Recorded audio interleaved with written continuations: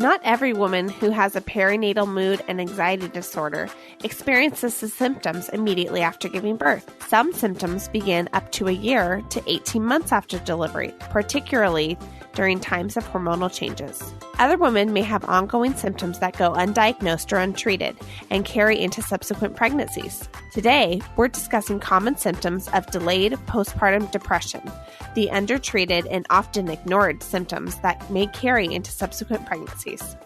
This is Newbies. He's gorgeous. It's a girl. Surprise! The whole family's here. So when are you having the next one? It's just poop. Ready for another?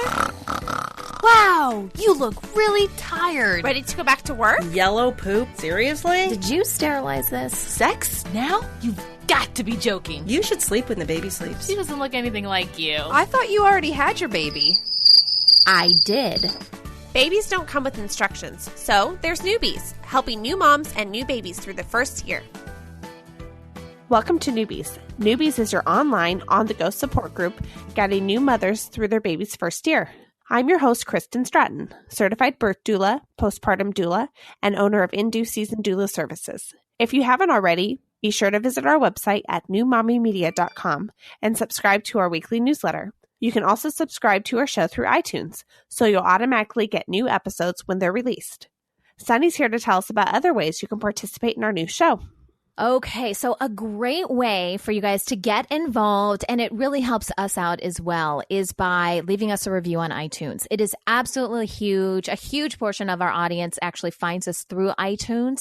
And the way iTunes works is the more people that rate and review podcasts, the higher the podcasts basically appear in different search results, right? So if you're going to iTunes and you're typing in something about postpartum depression, well, the episodes that have had more listens in postpartum depression are going to pop up sooner. So to find our show as a whole, it really does help us if you review it. So if you could take a couple minutes, that would be super huge with us. Obviously, we want to help as many moms out there who, recently had a baby and maybe struggling with some of the issues that we're talking about on our show. So the best way to do that, there's actually a couple different ways. You can do it straight through the app on your phone. So if you have an iPhone app, the podcast app, you can search for it that way and you can rate and review it.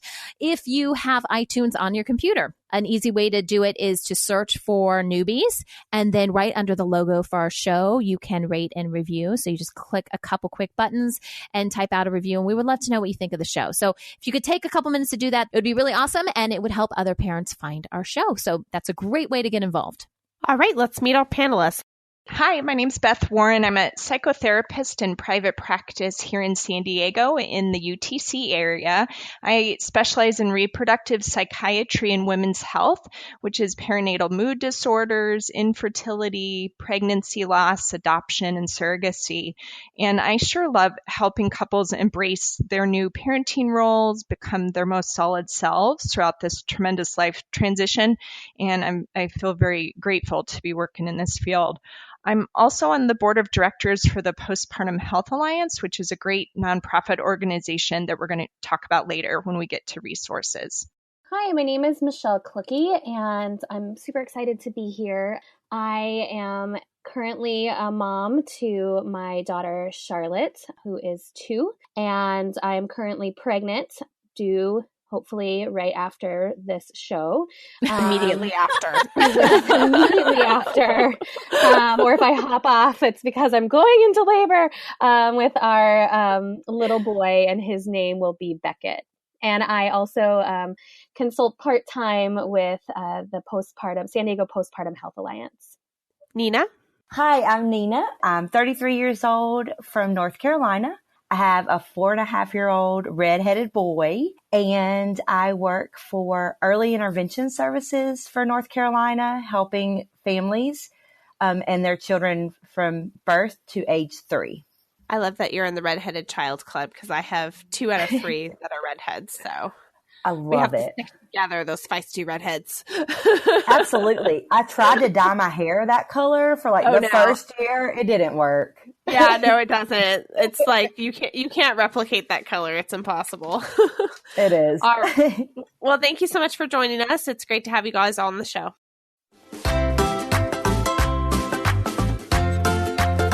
Okay, so from time to time on our show, we like to review apps. We think that, parents are always on the go and, we're always downloading new apps, right? So why not parenting apps and apps that just help us be better parents? And so to go along with that theme, we found an app called PPD Gone. Okay. And I downloaded it and just started to check it out a little bit just to see, the functionality and everything of it. It is a free app that's available for iPhone. And, it seems to have some really cool things. For example, there's a lot of information. I love how they said this, prepartum depression. Information on prepartum depression goes into more in depth about what is postpartum depression, the causes of it, the symptoms, will it go away? A lot of the common questions that I think a lot of people have about postpartum depression. There's even a section for postpartum depression and new dads recovering from postpartum depression. And it's actually created by Shoshana Bennett. And I wasn't aware who Shoshana was. It says she's a PhD, but beyond that, I didn't know very much. And Beth, who's our expert today, you're more familiar with Shoshana. Who is Shoshana? I've actually never met her, but she's incredible. She is one of the original presidents of Postpartum Support International, which is a resource we'll talk about in a bit. And she's written a number of books on postpartum mood disorders, including one that's called Beyond the Blues, which is a pretty famous one. She's just a major advocate for women who are going through perinatal mood disorders, and she's an incredible resource. So it's neat that she's created this app that can be so user-friendly. Yeah, like I said, there's a lot of good information on it. There's actually some audio files on here that you can listen to that deal with different topics. There's some links to videos that you can watch as well. You can click through on different resources that are available. For example, you can get a free postpartum depression assessment. There's a link for that. There's a link directly to Postpartum Support International. Some of these links we'll include on our website for actually this episode. But just a great thing to check out if you guys have a few minutes. And you can always have this obviously at your fingertips. So wherever you go, there's some information, especially if you think you have some of these symptoms and may want some more information about it. So go ahead and check it out. I'll go ahead and put a link to this on our website so you guys can download it there and read a little bit more about it.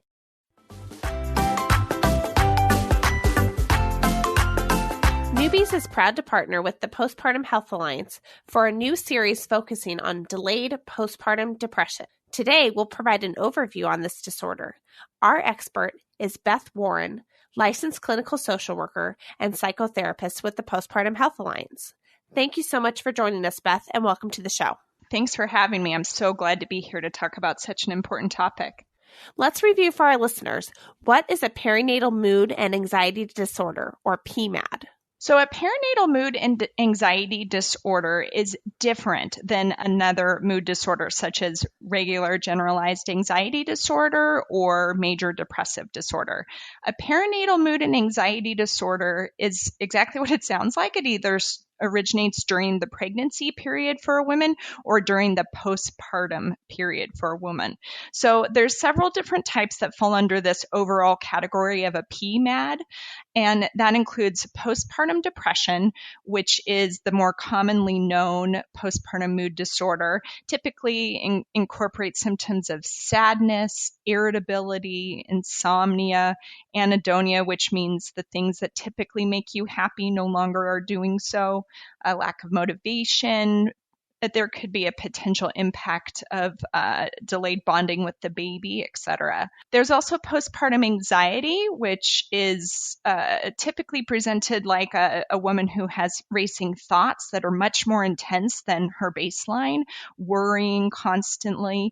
It can include intrusive imagery, like picturing really horrible things happening to herself, to the baby, etc. Just general fear at all time and worrying typically will impact a woman's socialization. Usually she's pretty isolated as a result. Like if she believes that she can't go out to the grocery store because, oh my gosh, I couldn't handle it if my baby cried, typically then she starts avoiding that activity as a result. So there's postpartum depression, postpartum anxiety we already covered. There's also postpartum obsessive compulsive disorder, which again is exactly what it sounds like: obsessions, obsessive thoughts, or compulsive actions that can begin during the pregnancy or postpartum period. The compulsive actions usually serve to manage the anxious thoughts, but it doesn't work. And so the anxiety tends to get worse and worse. And then last but not least, most severe postpartum mood or anxiety disorder is called postpartum psychosis. Thankfully, it's very rare and it is a true medical emergency. And this is when a woman really has lost touch with reality. It's either having hallucinations, delusions, etc. It can get quite dangerous. Luckily, all of these are very treatable. It's the two big T's I always tell my clients are: this is treatable and this is temporary, just to be able to instill some of that hope. We know a woman can be at higher risk for a PMAD because of either genetic, biological, or environmental factors. Genetic meaning that maybe she has a personal history of mental illness or a family history of mental illness. She might be at higher biological risk because she might be an older mother, maybe has gone through infertility, pregnancy loss, maybe she has multiples. An environmental risk factor might be significant family stress during the pregnancy. Maybe she was laid off and there's some financial stressors. Maybe there was a great transition during her pregnancy, like they moved, etc. And having a real colicky or fussy baby can also put you at higher risk. So that's just a big overview of perinatal mood disorders.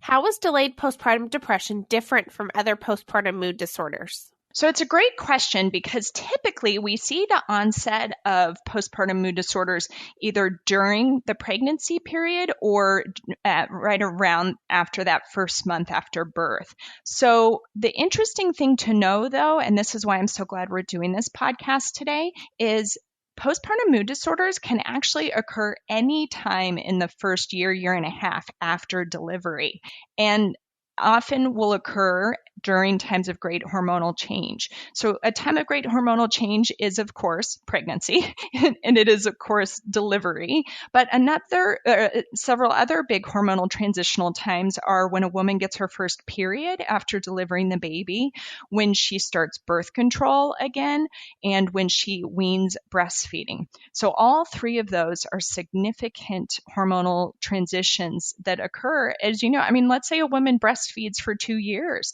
That means that hormonal shift doesn't occur for her until 2 years after the birth.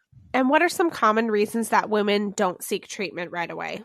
One of the biggest I see actually is just because of a lack of information or a lack of knowledge. So a woman might think that if her symptoms don't start right away, let's say she becomes significantly depressed when she's about 4 months out, she starts noticing she's really irritable at her husband, she cries frequently, just feels a general malaise.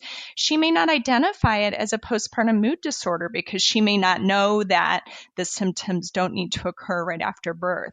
A lot of lack of information, I think, leads to women not getting help because they think, well, I'm not just laying in bed right after delivery, bawling my eyes out. So what is this? I don't know what this is. So women might dismiss the symptoms, chalking them up to something else like, oh, I'm just tired.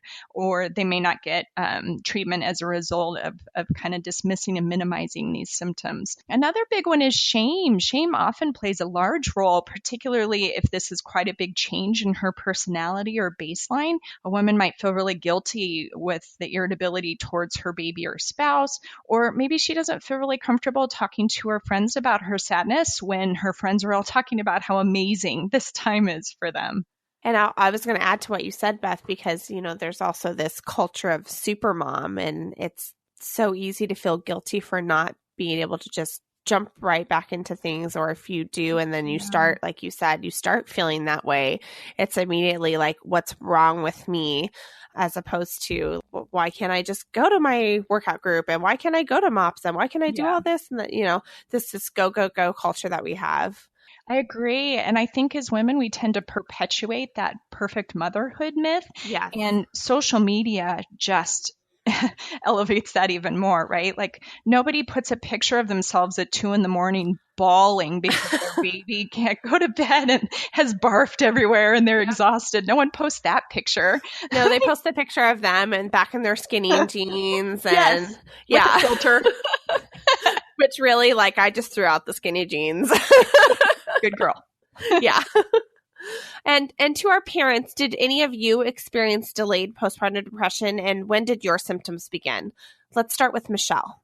So mine was more of just general kind of what Beth was talking about with this anxiety and this overwhelming. And I think mine started around when Charlotte could interact with me, and was right around the time that we stopped nursing. So that makes sense. And I didn't actually know that. So, but really interact in the sense of she was walking, she was moving. She was a very early talker. So she was, saying words to me and communicating more. And at that time I was working full time too. And I just felt like, what am I doing? Like, this is like, I don't really know how to handle her big personality, handle my big personality, handle personalities at work, all of that. And it was a little bit overwhelming, and me wanting to be that super mom and me posting those happy pictures on Instagram and Facebook, but yet still afterwards going, okay, this isn't how I want to be. I want to feel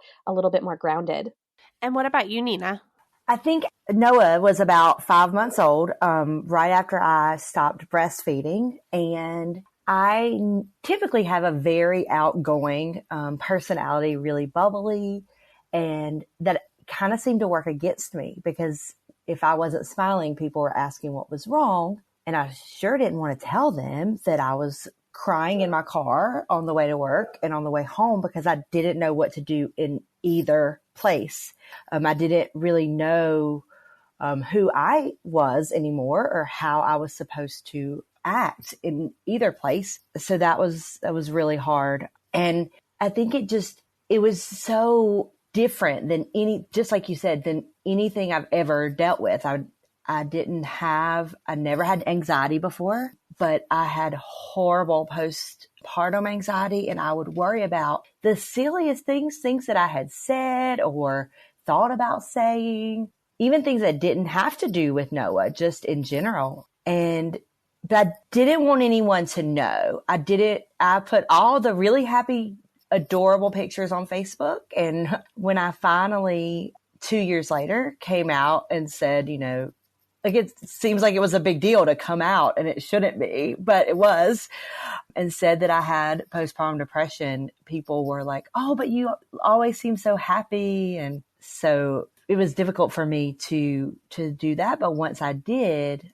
to hear other people say, oh yeah, I'm feeling that same way too. And I was like, really? I really thought I was the only person in the whole world that's ever thought that. So that was and it lasted about 2 years before I started getting better. It's a journey for sure.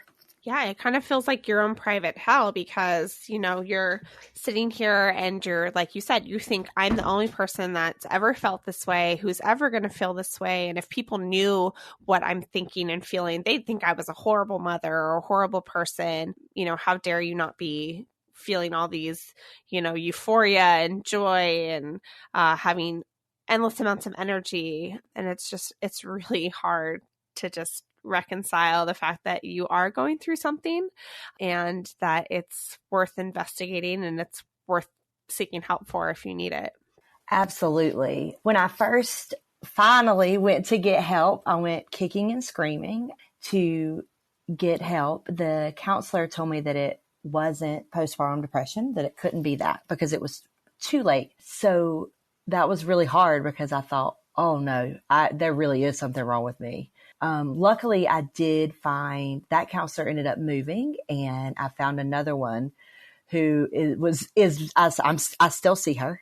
She's very straightforward, and she was like, well, of course it's postpartum depression and anxiety. And I didn't know that was even a thing. So it's helped me so much to have therapy and medication, and just to talk to other moms and know that it's okay. Beth, if untreated, can this continue throughout subsequent pregnancies? Absolutely, which is why it's so important that we're talking about this. An untreated postpartum mood and anxiety disorder can actually become a real chronic, ongoing condition, and it may even worsen with time. So if this rolls into another pregnancy, so to speak, the woman's at huge risk for worsened symptoms because now, of course, we have the hormones of pregnancy and the stress of a new pregnancy. She's at huge risk for having a quite emotionally difficult time during her pregnancy and or exacerbated symptoms once she delivers.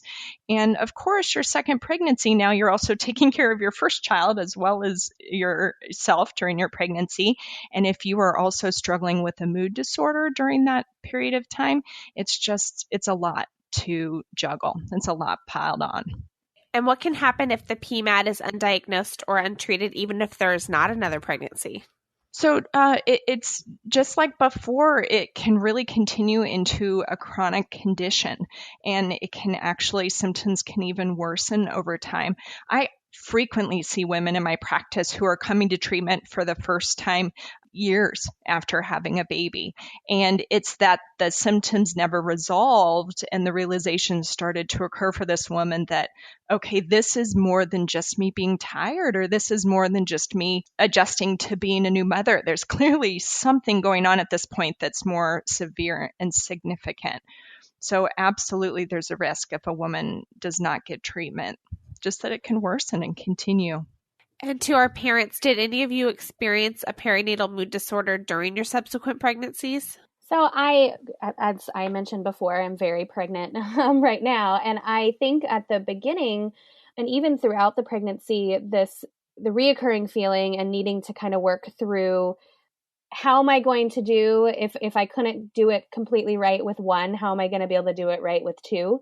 And realizing, that thought, having to refocus that thought and kind of rephrase that thought and really talk through it with other moms. I think Nina mentioned being able to share with other moms. That's been huge. Therapist as well. But I think that village and having that tribe to be able to talk to other moms that have gone through it and realize that everything's okay and been able to take a deep breath, that has been a big help to me, and walking through those feelings when they start to reoccur during pregnancy, because, I want to be present with my toddler and I want to be there with her, but I also am pregnant and I'm also going to have a baby. So it's kind of brought up those feelings and anxiety again.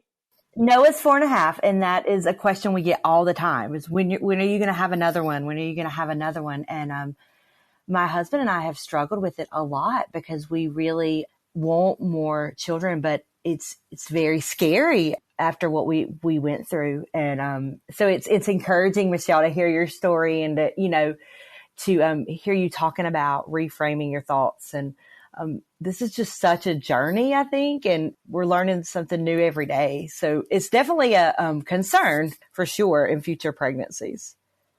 I'm really glad you brought that up, Nina, because that's definitely something I've heard with the women that I work with as a doula, is them sharing that experience that they've gone through, severe postpartum depression or anxiety, and their fear about having to go through that again. And, how are they going to handle it? Is it going to be the same? Is it going to be worse? And, so I'm really glad you brought up that point, because that's definitely something that I'd love to hear, Beth's opinion on. Nina, you're so brave. Actually, both Nina and Michelle are so brave and courageous in talking about their experiences, and it only helps to benefit other women, because as we talked about, Kristen, popping the balloon of this perfect motherhood myth is so important. And Nina, I'm so proud of you for sharing that fear, because that is a really common one in women who either are going through or have gone through a postpartum mood and anxiety disorder, that fear of, I don't know if I want to go through this again. What are my chances of going through it again? Do I even want to take that risk when I know now how horrible this has been? And one thing that is really crucial is developing a solid postpartum plan, so that if you are considering a subsequent pregnancy, what can I do differently this time? What can I ensure that I have, support shored up, et cetera, so that if worst case scenario does happen and I do develop these symptoms again, how can I get help that much faster? How can I make sure my resources around me are all ready to go? And actually, we're going to have, there's going to be a podcast episode about this coming up. So it's a really important topic, and I'm glad you addressed it. When we come back, we will continue our discussion about perinatal mood and anxiety disorders and delayed postpartum mood disorders. We'll be right back.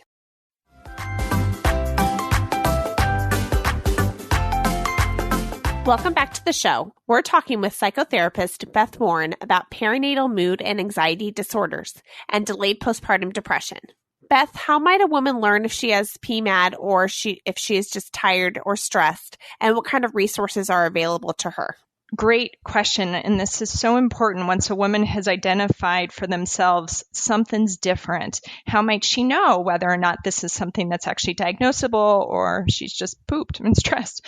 When we recorded the postpartum anxiety episode, I had talked about there is a matter of intensity, frequency, and duration that helps a woman determine whether or not this is something more significant, meaning every parent, moms and dads, are stressed. Every parent is tired and can be overwhelmed at times.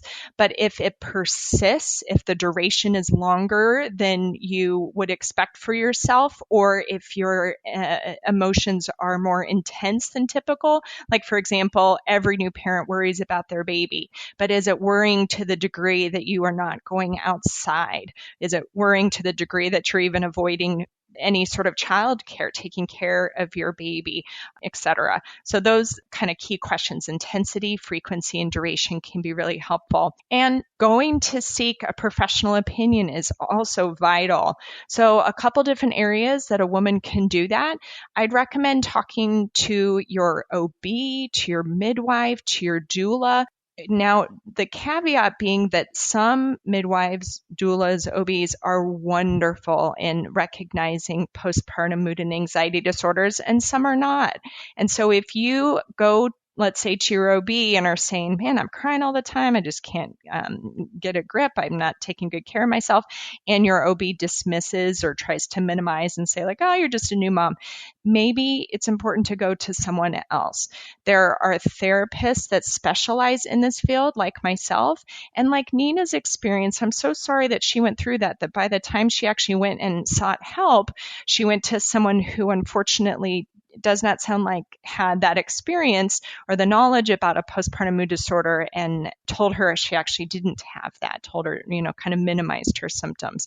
So it's important to go to someone who knows.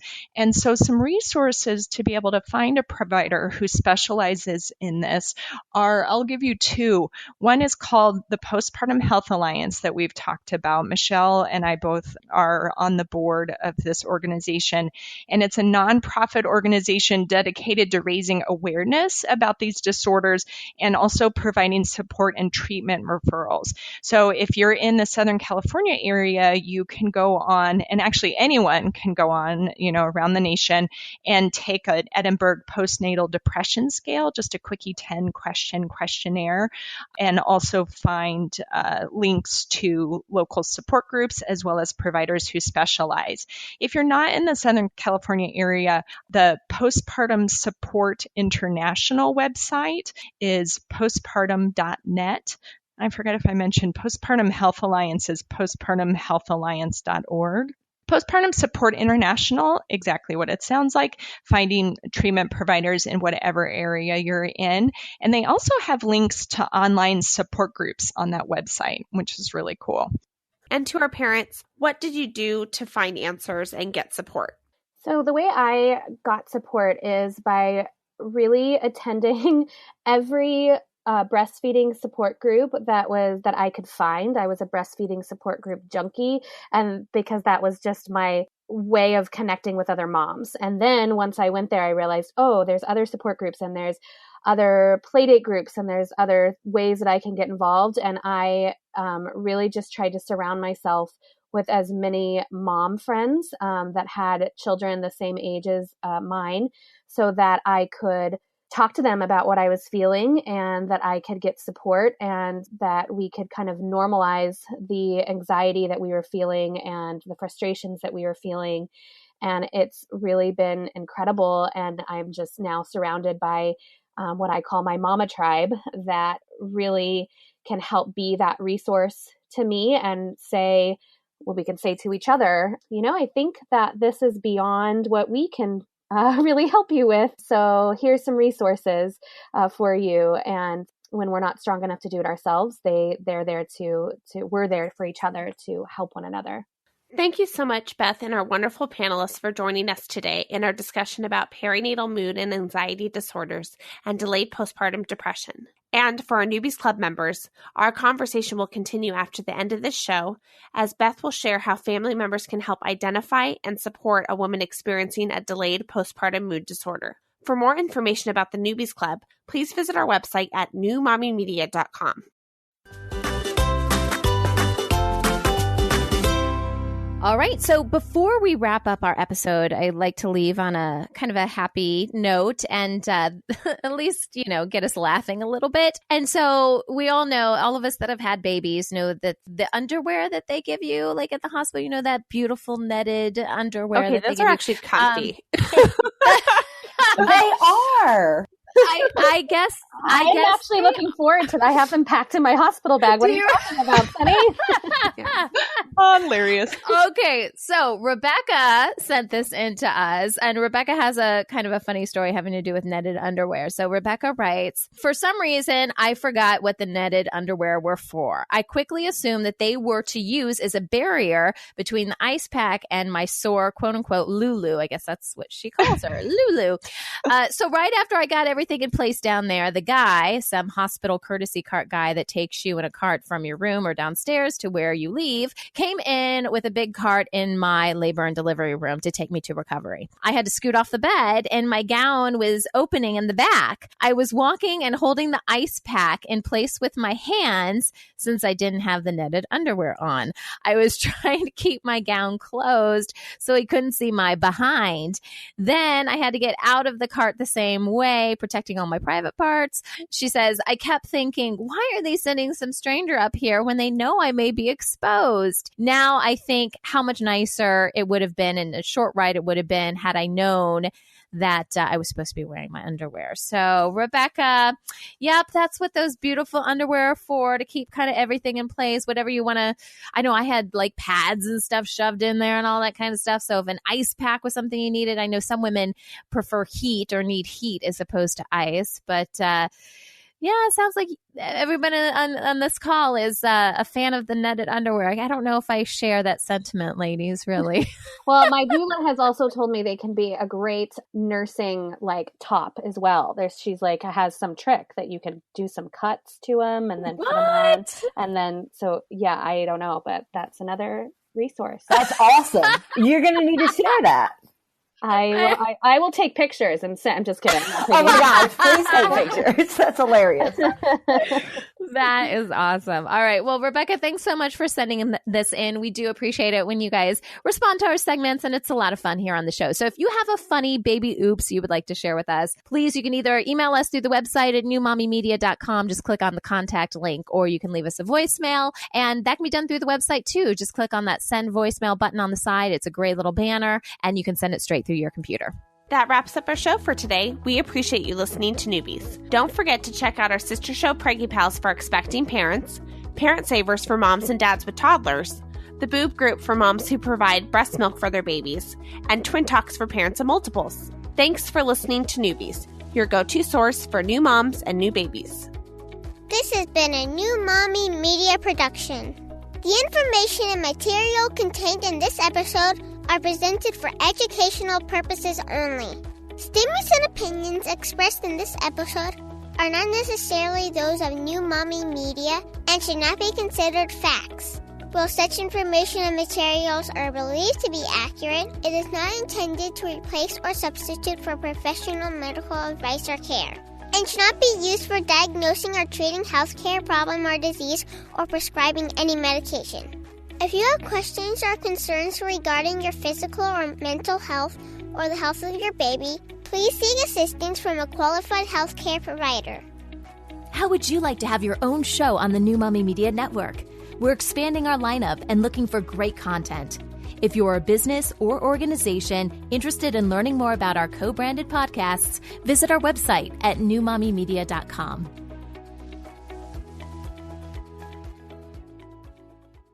Hey mamas, don't forget to check out Mighty Moms. It's our online community built for new moms just like you. Not only can you connect with other moms, but you can also join us backstage for special mom-only online events. And you'll also be notified when we're recording so you can join us as a special guest. Visit our website, newmommymedia.com, and click on the Mighty Moms banner. It's free. That's newmommymedia.com. See you there.